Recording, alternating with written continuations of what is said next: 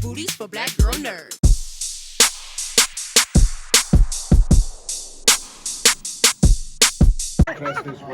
Jamie with Black Girl Nerds. What's up? Hey. Lars. What's up? So you talked to us many years ago on the junket for Zombieland. Ooh. And you spoke Ahsoka into existence because you mentioned wanting to play her. Mm-hmm. So is this a character you felt like you were always destined to play? Because you mentioned in the panel about having visual memories while being on set. Yeah. I mean, watching the show and having it, it really does feel like, you know, to really be, it's wild to watch it anew and be like, I am this character. Not the someone that I have an affinity for, not just someone I feel like I kind of look like, not to someone that I feel like I kind of emulate, you know, because I think who she is and what she stands for is something that's always resonated with me. But now it's on a whole nother level. Like, you know, to actually be able to assume her, it's... I'm going to keep on manifesting because I want a second season. Keep doing it, I want a girl. second season. Like I do, like I, you know, I'm not trying to be greedy. I'm just saying, even with this show, I want more. And I think the fans are going to be really, really excited with what they get on this, especially as it's the continuation we've long since been waiting from Rebels. But I'm telling you already, I want more. And you can see in how hungry we are for it, just in the way that we reacted to having the trailers play and just rushing out to see it. Like it's delicious. It's one of the most remarkable experiences of my life. And what's so remarkable as well and very refreshing is so many women attached to this. Mm-hmm. So how does that feel for you? Yeah. Women-led roles, women empowered, just seeing this in Ahsoka. It's leaderful, and it's leaderful with some very powerful, dynamic women. And, you know, Togruta, Twilight, you know, all of the things. And, Lothalion, I don't know. I feel Mandalorian. I feel like it's, you know, remarkable to kind of come, if you're new to these characters, to see how capable, fierce, skilled that they are, but also to see the level of trust that they have with each other. Like, even if you're maybe not getting everything in the subtext, you can see the level, the foundation that is there between these characters and how much they know they can count on each other. And that kind of team, that kind of camaraderie, that kind of connection between these very powerful, dynamic female characters is not something that we get blessed with very often. And it's something that's nice because it honestly, for so many of us, we didn't even notice it when we started. It wasn't something that was super intentional. Like, this is a continuation of a story, and we kept looking around and being like, I like this. This works for me, you know, and I think that's going to be really refreshing for a lot of the fans. But I have to say, when I see a lot of the fans, it's across the spectrum, the people who love Ahsoka and love these characters. I've seen all genders, generations, young and old, be dressed up like these characters or doing iterations of them. Like, they mean a lot to them. And I think that is a testament to how Dave has been writing this character for so long, that, like so many of us who love Luke Skywalker or, you know, who love Yoda, like, it should be more timeless. It should be more ageless. It should be more sexless. It should be more all of these genderless. It should be all those things where we can just appreciate the character and integrity and personality that's there, and what it means to embody that kind of level of tenacity, you know, that these characters have. So I just love that. I love that for the fans. I love that for us. And I can't wait for this show. Keep speaking things into existence, Rosario. Take care. Thank you. Black Girl Nerds. How you doing? Good. How are you? I'm good. Good. You talked a little bit about, in the panel, your Star Wars film. Can you just share with us again a brief synopsis of what it's about? Oh my gosh, I did not give a brief synopsis of what it was about. This is a trick question. I know this is a trick question. A very good question, you know. But no, I'm not going to tell you what it's about. Of course not. You know, see, you make me want to tell you something, though. But anything I tell you will be a spoiler at this point, because I was going to say, but I'm going to put blankety blank in it. But that would then be very big news. So I'm not going to tell you that. I am going to say I am looking forward to Ahsoka, the series coming out. I'll shift on you and talk about that. I'm excited for, you know, Rosario and everything she's accomplished as this character. I'm excited for everybody to see it. You know, we're working really hard on it. And the cast did a great job. The whole team did a great job. So we'll see. If I can't answer things about the movie, I'll answer things that are a little closer to coming out, which seems a little more fair. Are we going to see some of the storylines from Clone Wars in Ahsoka? Another very good question. Very good. Mark this down. Very good questions here. I think, there's a distinct challenge in making a show like Ahsoka, which I've kind of grappled with for a long time. It's a benefit that it's a character that a lot of people know. And a lot of people at this point, it's strange to think I've been at the company long enough that people grew up with this character. So I had people on my crew working on Ahsoka that were like, I was 10 with my dad when Clone Wars came out. And I'm like, wow, okay, I've been here a while. But they know her, right? I also have to make this in a way that you could just come into it and appreciate who the character is and go on this adventure. So I have to serve these kind of two different ideas. I think we've been able to balance that. But, her most formative years of her life, she's really forged her personality in the Clone War. That has a big impact. And I would say that it's inescapable that Anakin, of course, was the biggest influence on her life. It's something very special about her that, only George could have made that happen and said, Anakin has a Padawan. Because when I was a kid, we didn't think about that. I always assumed Anakin was the student. But when you're sitting there with George at the table and he says, well, Anakin Skywalker has a Padawan, I'm like, really? I didn't know he did. And he says, Anakin has a Padawan. I'm like, okay, that's good. So he has a Padawan. And it's Ahsoka. Only George could have anointed that. And it did create a great dynamic between Anakin, Obi-Wan, and her. That is a mark that's really left on her. So I think that you're going to see aspects of that come through in this series, which I think is very special because, I've had kids comment that that's important. The big brother, little sister relationship, whatever you want to call it, is fundamental in some ways to understanding who Ahsoka is. So these are good questions. I really appreciate it. Gotcha question. I really appreciate it. No. Dun, dun, dun. I promise. Here we are. No what do we have gotcha today? question. Grogu today, huh? Grogu, yeah. No Ahsoka shirt, though. Well, I maybe would have answered more closely if there's an Ahsoka paraphernalia today. But oh, wow. now you know Shots the secret. fired. Shots fired? Is the truth a shot fired? Maybe so. So how you interpret it, Padawan. Okay, I'm going to not give you any gotcha questions. Okay. I'm going to be good with you. Very fair. That's very nice of you. Thank you. Okay. So in Tales of the Jedi, we saw Ahsoka as a baby. Yeah.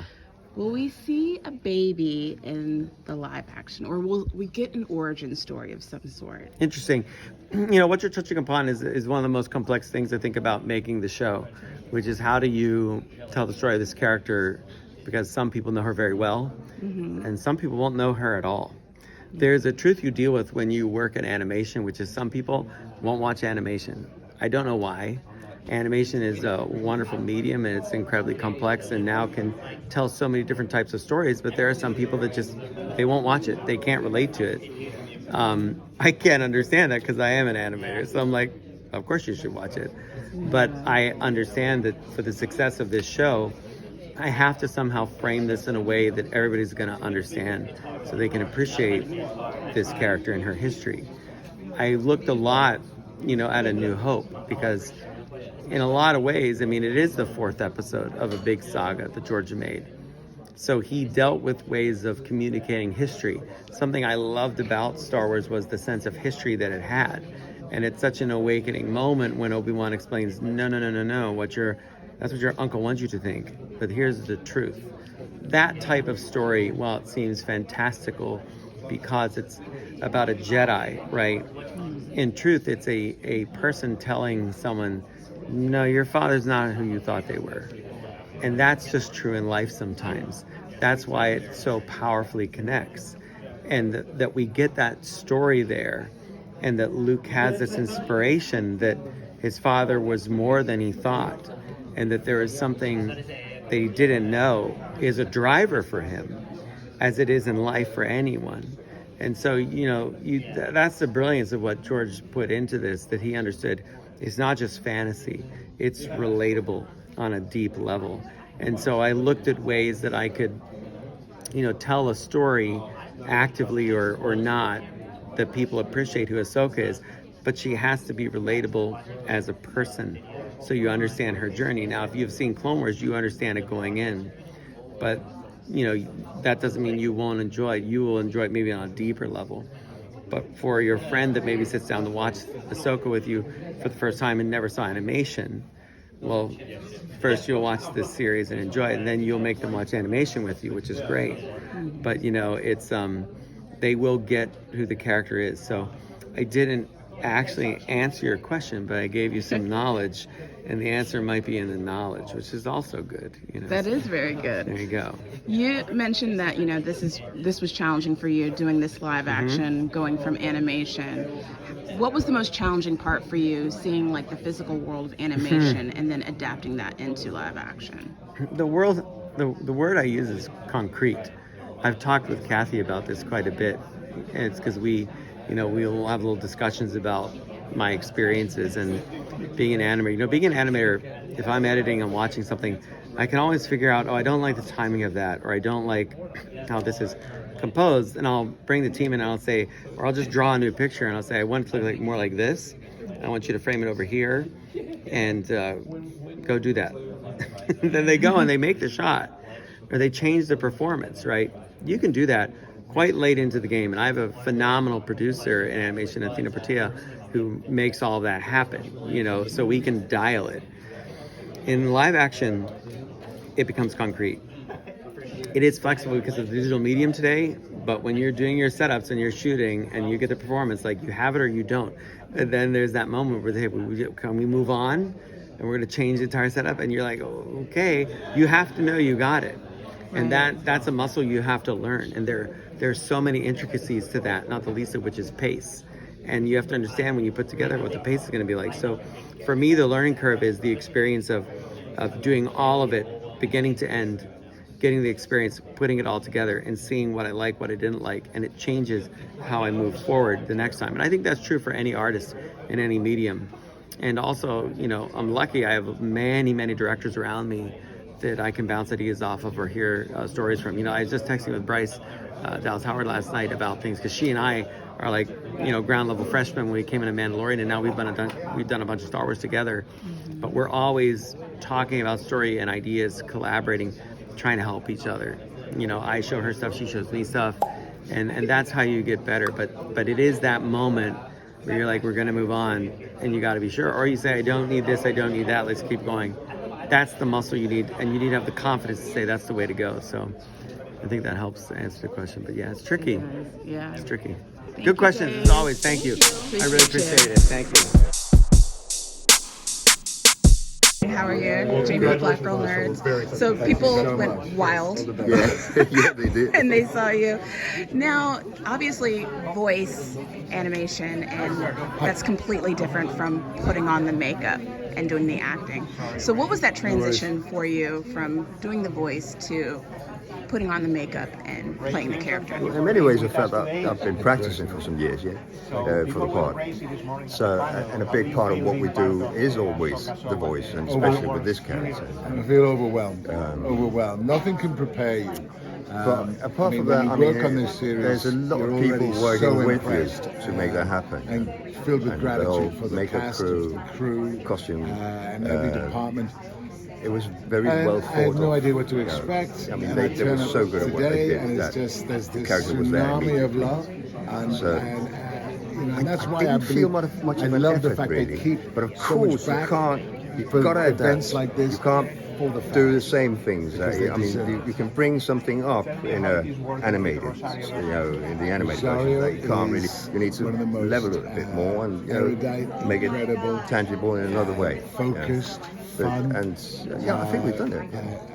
Is there more physical action going on with your character you work so hard in this and you see somebody who's series? Oh, Joe, he's such a. I had some really intense. A lot of this character is his mind. So it was just wonderful just to go to work with her. Just like, he's not into swords. Gotcha. What's been the most challenging part for you playing this? Yeah, lots of ice baths. I think the most challenging was to get that. But it was worth sort it. of transition between one and the other, and then. But I mean, everybody made it feel very smooth. So I don't know what was the most challenging. It's been like a fairy tale, really, doing it. Yeah. I don't really know if I've realised it still that I've done it. And how long did the makeup process take? Between 2 and 3 hours every morning. Oh wow! So less than Hera. Less than Hera. She said it only took her 1 hour. Okay, yeah, 2 and 3 hours every morning. Yeah. Okay. I think we've got it down to 2.5 hours or something. Yeah. Okay. Yeah. Thank you so much for your time. Thank you. Hello. Hi, Diana. How are you? Oh, thank you. So we've seen you in The Mandalorian in action, and now we're going to be seeing you in Ahsoka. So, talking about the physical scenes, how does it compare with the training that you had on Mandalorian to what kind of training you had in Ahsoka? Okay, so let me say that thank goodness because of my father and my godfather, who's Dan Inosanto, and the late Bruce Lee's my godfather. The beautiful thing is I've already had sort of a template of martial arts at my exposure. So in Mandalorian, I was doing, customized martial arts that was, I was somewhat familiar with because so many of the stunt people, some of them had trained under my father, actually. But it's interesting for me in Ahsoka because you had Ming, and she did such a phenomenal job, and we were really doing a lot of Chinese martial arts. And when you're talking about wushu, I haven't done that in years, and so I really had to focus and concentrate and empty my cup and really, get back in touch with martial arts. I hadn't done this particular style martial arts in 10 or 20 years, so it was pretty amazing to kind of get in there, and it's quite the journey. A couple of times I asked too if I could borrow her kneecaps, but Oh, wow. yeah, I couldn't do that. But, yeah. And you and Ahsoka had a bit of an antagonistic relationship in Mandalorian. What kind of, can you give us a little bit of teaser of what kind of relationship will we see in Ahsoka? I want to take my Beskar spear away. True. I'm going to take my Beskar spear away.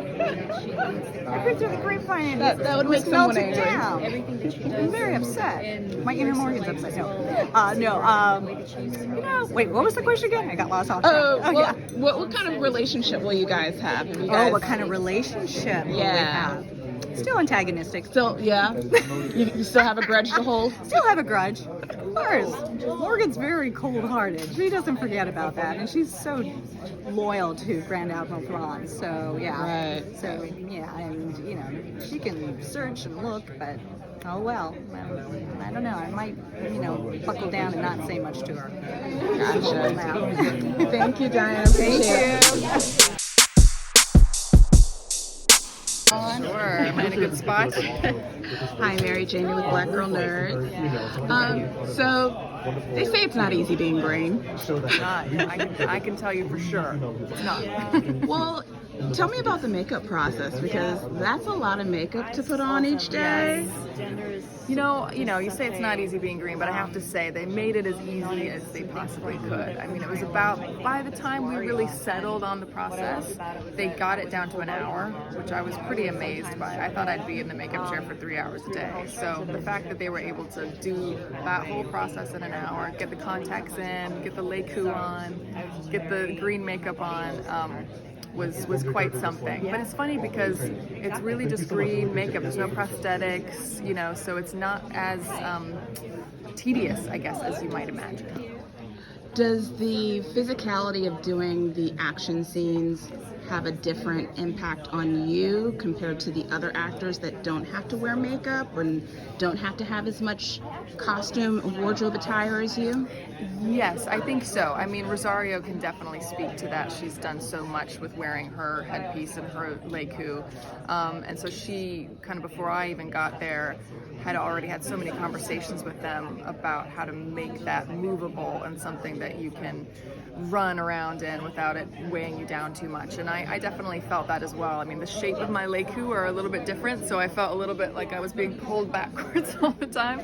So trying to run or move quickly could be a little bit difficult, but everyone was so helpful and collaborative and trying to make it work and trying to make it as easy and comfortable for me as possible. So couldn't really complain, for sure. What have you enjoyed most about this character? Gosh, I think getting to play someone who means so much on so many levels. Like, she means so much to the fans of Rebels. She means so much to Dave and Carrie, who created her, and she means so much to her ghost crew and, you know, the figures in the show who she's kind of helped to guide as a maternal figure. So there was something really humbling about playing a character who exists on so many levels in people's hearts in different ways. So that felt really special to me. Thank you, Mary. Appreciate it. Thank you.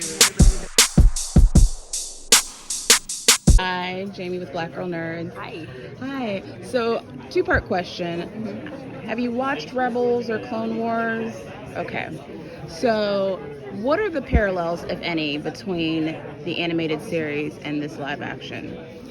The parallels are just the themes, I think, like hope, family, overcoming struggle. I think it's a continuation of sorts, but it's also its own thing. Like, live action is so different, so I think that the fans will be super excited, and then also be new fans who've never heard of Rebels or Clone Wars that get excited about it.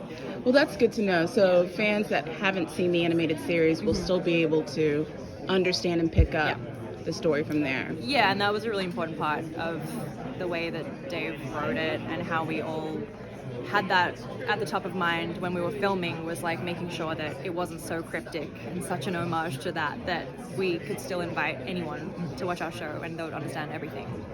Yeah. And are there any scenes that still stick with you after filming? Oh my god, there's so many scenes. I can't talk about any of them, but there's a lot of very intense emotional scenes in this show. Thank you so much.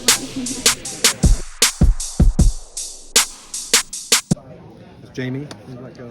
Hi, Kathleen. Hi, Jamie. How are you? Very good. So, all of these secrets, or all of these films that are recently been talked about here at Celebration, are shrouded in secrecy. And Wouldn't you say that's pretty much Star Wars in general? It is. But here you are, the gatekeeper of that. So, how do you keep that self-contained? Do you guys have scripts redlined? Do you have armed guards and trucks delivering footage? How is that process? You know, actually, for years, we've had a very robust internal database that it's kind of a central vault, if you will, where whether it's dailies we're looking at, or scripts we're reading, or any kind of photos we're looking at, things like that, it's a communication tool internally at Lucasfilm, and it is very secure. Yeah. And then tell me about like the process of George Lucas being, because you know it was mentioned at the panel that George Lucas was on set for Ahsoka. So what has that process been like? That process is that he's a visitor. And was that only just for Ahsoka, or is that a tradition for him to be on set? No, he came to visit on Mandalorian a few years ago, and he came to Ahsoka. He obviously, knowing Dave all these years and seeing the evolution of his career, it's been really nice to come visit. But otherwise, he is very much retired, and is essentially, he's our Yoda. You know, if we want to chat or ask questions or whatever, he's all ears, but he really doesn't participate. Thank you, Kathleen. Thank you.